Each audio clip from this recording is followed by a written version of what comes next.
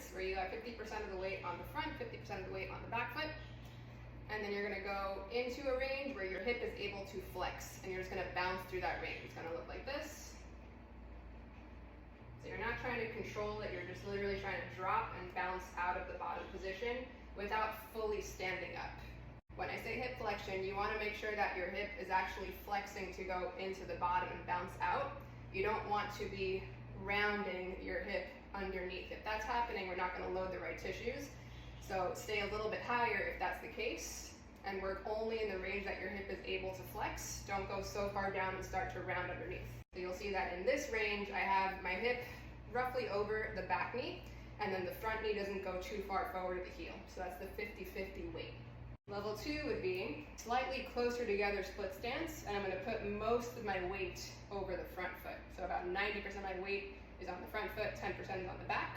And in this variation, it's the same oscillation, but I'm gonna keep my knee more forward.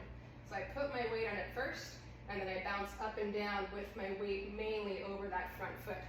Same rule applies. You don't want your hip rounding underneath, so stay in a range where you can keep that hip open and flexing.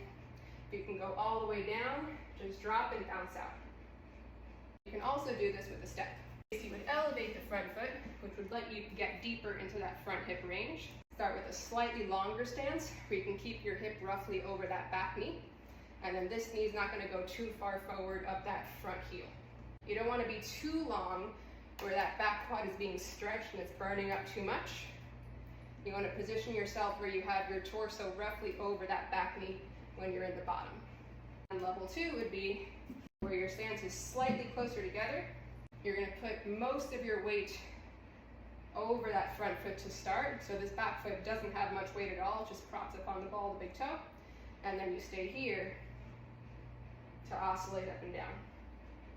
Just make sure that you're not hitting your knee on that step, so you can move your foot to the side of it so you have clearance for that back knee to drop and bounce.